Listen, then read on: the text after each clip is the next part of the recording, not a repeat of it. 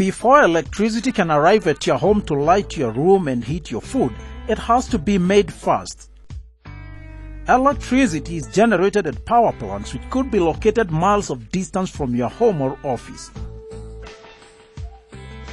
Basic sources of electricity include water in high dams, geothermal energy, wind power, tidal waves in seas, and nuclear energy, amongst others.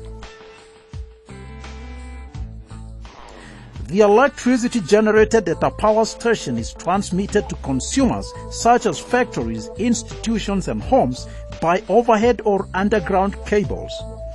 All power stations in a country are linked together by cables, and the power then distributed to the consumers. This ensures that the power is available to the consumers even when one of the power stations is shut down. This system of power cables connecting all the stations in a country to each other and finally to the consumers is called the national grid system.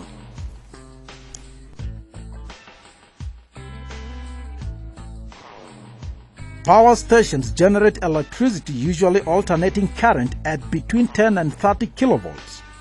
This voltage is then stepped up to between 130 to 400 kilovolts for transmission, so it lives at its most powerful form. In comparison, when it gets to your wall outlet, it's just about 120 or 240 volts. From the power plant, transmission lines carry electricity long distances from city to city or from town to town. And these lines are held up by transmission towers, which are the big structures you've seen along the highways. These towers are about 100 feet tall and can be made of either metal or wood. Transmission lines are actually bare aluminum or copper wires, which are conductors of electricity. They are thick to reduce resistance. Porcelain insulators hold the wires in place and keep electricity running through the wires and not through the tower itself. In addition to these wires carrying electricity, 1 or 2 ground wires protect the tower from lightning strike. These bare wires are not, however, safe to touch at any time. Before electricity can travel from the transmission to your home, it has to make a stop at a substation like this. A substation is enclosed by fencing for safety and houses the equipment that change the electricity from one level to another. The electricity coming from the transmission lines runs through a substation transformer which steps down the voltage to less than 38 kilovolts. This low voltage electricity is easier to handle. However, this low voltage is still high for consumers and is stepped down to appropriate values for domestic and industrial use. This comprises the distribution system.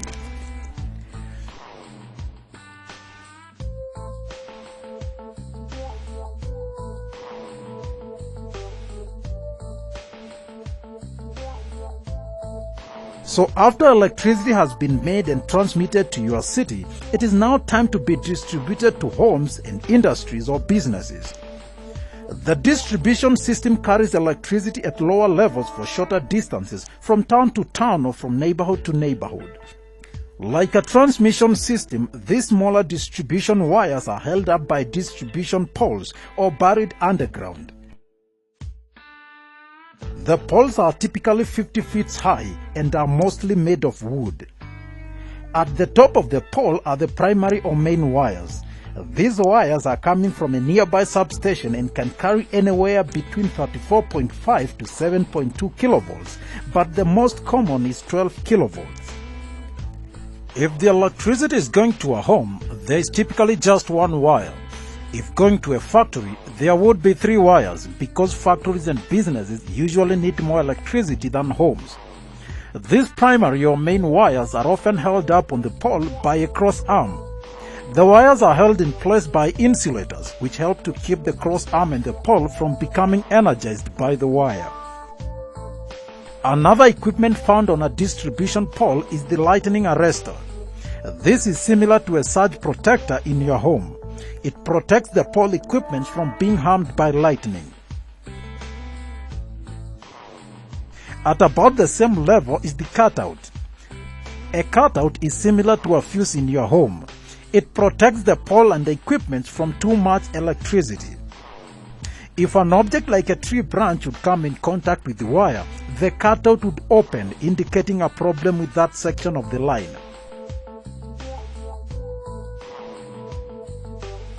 Below the cutout is a piece of equipment that looks like a can. This is a transformer. It takes electricity from the wires at the top and steps down the voltage to a level needed by the consumer. Remember, wires can be on a pole or buried underground. If the primary wires are underground, then the transformer is the green box in the backyard. So if you have overhead lines, you will have a pole and a transformer. If you have underground lines, you will have a green box on the ground. Below the transformer is another wire called the neutral wire. This doesn't mean it is safe to touch. The neutral wire is the return line that goes back to the substation and helps to balance the amount of electricity out on the system. Without a neutral wire, our appliances could get too much or too little electricity, which could cause damage.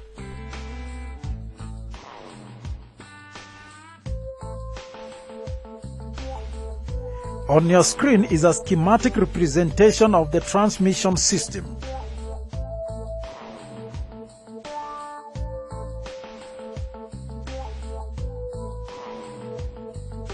Dangers of high voltage transmission. The dangers of high voltage transmission include 1. The risk of electric shock in case poles collapse or cables hang too low. 2. The risk of fire on nearby structures and vegetation when the cables get too close. And 3. The harmful effects of strong electric fields.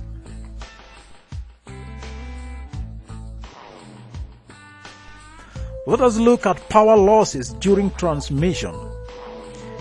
The power dissipated in a circuit is given by P is equal to VI. But then V is equal to IR according to Ohm's law. And therefore, P is equal to I squared R, where I, V and R are current, voltage and resistance respectively. What this means is that for a given resistance in a circuit, when the current is high, the power loss is large, and when the current is low, the power loss is small. Power loss in a transmission cable is therefore low when it is transmitted at high voltage and low current. The output voltage from a power station is therefore stepped up for long-distance transmission in order to minimize power losses in transmission cables. Since long distances are involved, transmission cables are thick and made up of materials which are good conductors of electricity to minimize resistance. Aluminium is preferred because it is a good conductor, it is light and cheaply available compared to copper.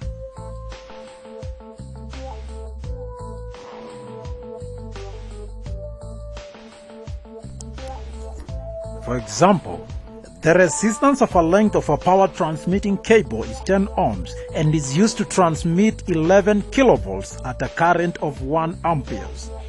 If this voltage is stepped up to 160 kilovolts by a transformer, determine the power loss.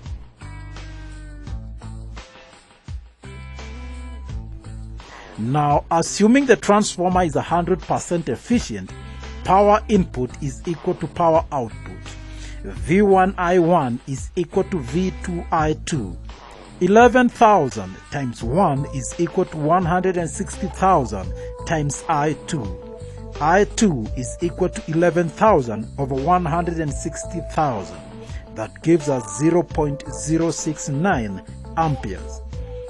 Power loss is given by I squared R. If we multiply that, we get 0.048 watts.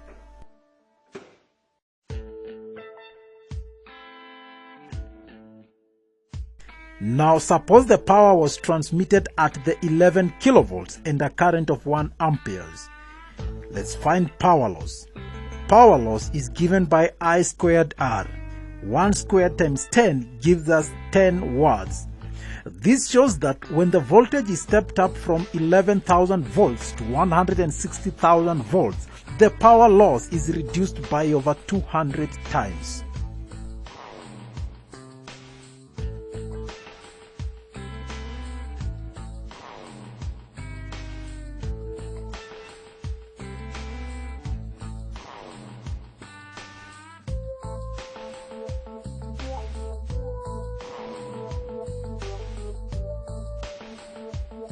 Let us now look at how the electrical system works in your home. Power flows from your service provider through a series of high voltage wires. Transformers reduce the voltage to 240 volts as it enters your house. At the service head, a meter records the amount of power you use. In most homes, service comes in two wires, a live and a neutral. The live wire carries 240 volts, runs to the main switch and down to the bus bar, being the link of the main panel. Individual circuits connected to one of these bars supply 240 volts to the switches and outlets in your house. Each circuit is connected by a circuit breaker which trips, stopping the flow if the circuit becomes overloaded. Electricity travels in a loop or a circuit. Once the circuit is broken either by a circuit breaker, a switch or a fuse, the current ceases. The current enters through the live wire, usually red or brown, and returns via the neutral wire, usually black or blue. Most systems will have an earth wire, either green, yellow or bare copper wire. This is connected to the neutral bound service panel, which is directed on a path to the ground. When an overload happens and the breaker is tripped, the current is discharged to the earth. A number of switches and outlets will be connected to the circuit in your home, although some heavy users such as refrigerators may have their own dedicated circuits. The current is carried by insulated copper wires throughout your house. The larger the wire, the more the current they can carry. If a wire uses more current than it's ready for, it will overheat. That's why a sensitive circuit breaker is so important. A switch completes the circuit when it's turned on and interrupts it when it is shut out. This is a schematic representation of the consumer fuse box. It consists of the following. The live bus bar. This is a brass bar connected to the live wire through the main switch. The live wire of each circuit is connected to it through a fuse. Neutral bus bar. This is a brass bar to which all the neutral wires of such circuits are connected. And finally, earth terminal. The terminal may be a bus bar or a part of the fuse box if it is metallic. Whichever the case, the terminal is earthed either through water piping or through a thick copper bar buried deep in the earth.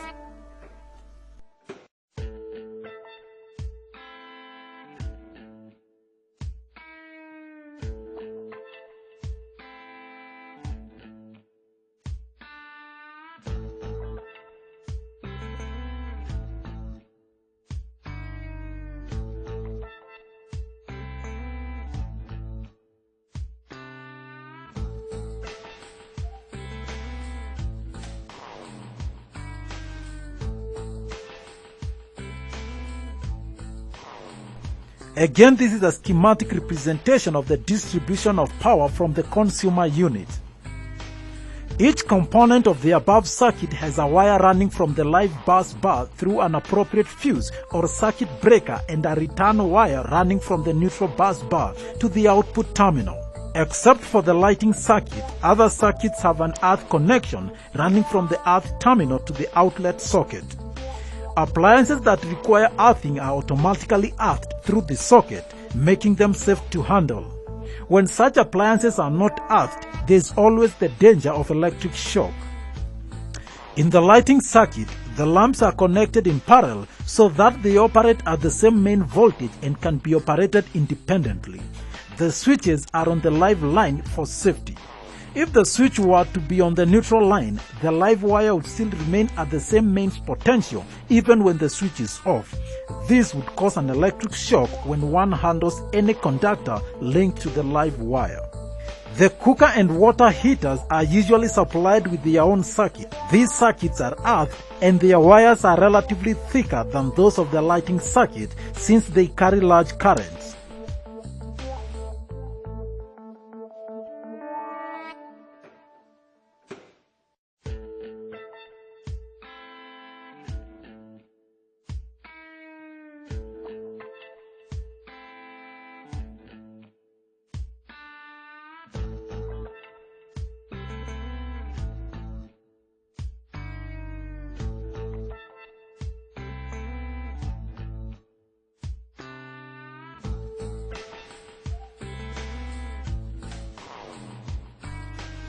The two-way switch circuit. This is a circuit in which a lamp can be operated by any one of two switches. It can be put on by one switch and put off by the other, and vice versa. The arrangement is convenient in lighting of a staircase and corridors. A switch at the bottom of the staircase can be used to put on the light, which can then be put off when one gets to the top of the staircase. Similarly, a lamp can be put on by a switch at the door of a room and put off by another switch at the other end of the room.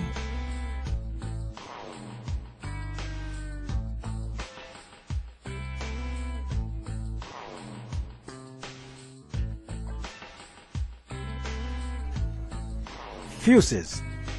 Fuses are used to safeguard against excess currents in a circuit. A fuse consists of two metallic terminals fixed to a holder. A thin length of a fuse wire is stretched between these terminals. This type of a fuse is used to protect appliances that are highly sensitive to current fluctuations. If by any chance a high current passes through the appliance, the fuse wire melts, breaking the circuit.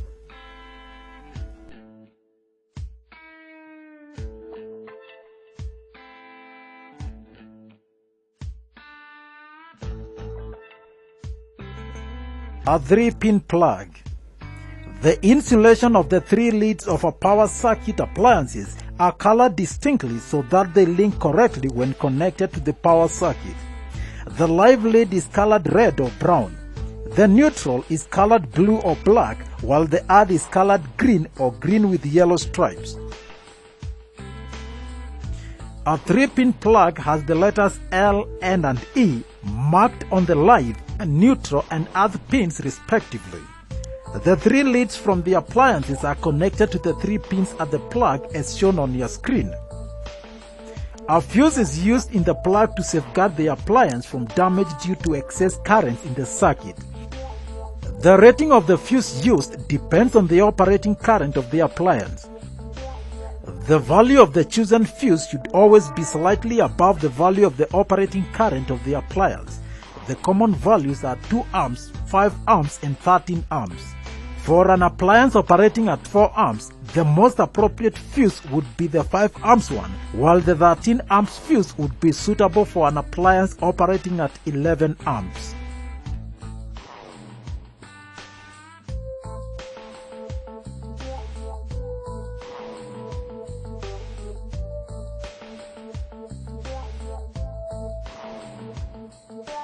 Electrical energy consumption and costing. The kilowatt hour. Commercial companies charge for electrical energy supplied to consumers. The amount of energy used by the consumer depends on the power rating of the appliances used and the time for which they have been in use. Energy is equal to power times time. The SI unit of energy is joule. This unit is too small for measuring the large amounts of electrical energy used in homes.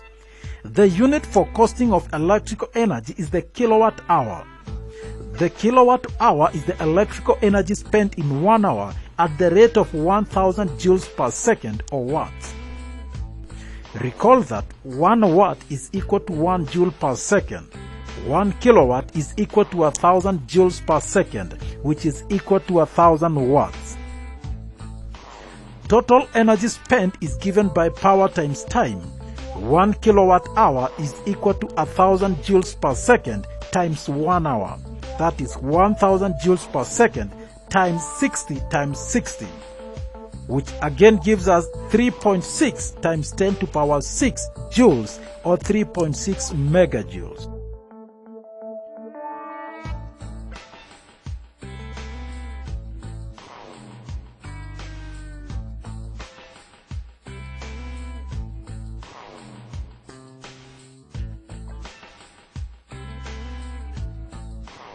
We take an example. An iron box rated 3000 watts is used continuously for 45 minutes per hour per day. Calculate the power cost per week at the rate of 6 shillings and 70 cents per unit.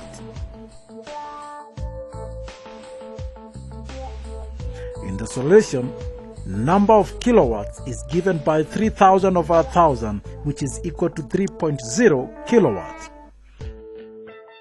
Number of kilowatt hour per day is equal to 3 times 3/4, that is 45 minutes, that's 3/4 of an hour, times 1 hour times 24. Number of kilowatt hour per week is equal to 3 times 3/4 times 24 times 7 days. That gives us 378 kilowatt hour. Cost per week is 378 times 6.7, which gives us 2,532.60.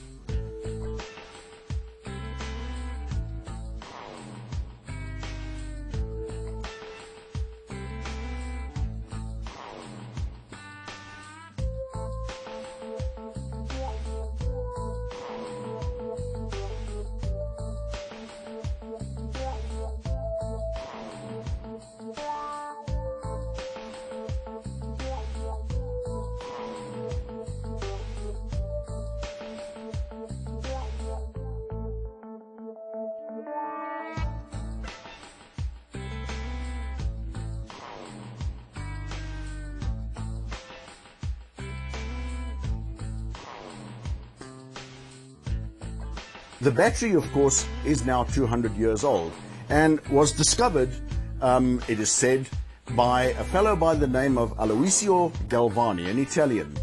Galvani was in fact lecturing to some of his pupils. He was a lecturer in medicine. Mrs. Galvani was standing in the one end of the room and she was preparing the evening meal because this was done at his home. And Mrs. Galvani was busy attentively listening to her husband, but also skinning the frog's legs. She noticed that when she touched the frog's legs, a twitch occurred. She called her husband over and said, "Have a look at this interesting phenomenon." And Aloisio Galvani came along, looked at the frog's leg, saw the twitch and said, "Wife, what a magnificent discovery I've made." Luigi Galvani wrote a letter to his friend Alessandro Volta. Volta was not a physician. He was what we would today call a physicist, or in those days they were known as natural philosophers. And what Volta did was decided to set up the experiment Els Galvani had done, and realized very quickly that what had been discovered was not the essence of life, but some form of energy. And of course this was electrical energy. Now you see, the people of the day were not completely unaware of electricity. Electricity was known in the 1700s in the form of static electricity. Cornelius at Leiden University in Holland had done various experiments and in fact came up with a device known as the Leyden jar, the only device that was known at the time for the storage of electricity. The problem with this is it was static electricity. The experiments are always very brief in nature because of the short duration of the spark. The voltage is always high, so some of the experiments are a little painful and there's not much else you can do with it. These two Italians, they came along and they found that by the use of certain dissimilar metals and chemicals, you could generate electrical power on demand, at will. This opened up a whole new vista for research within the field of technology and science.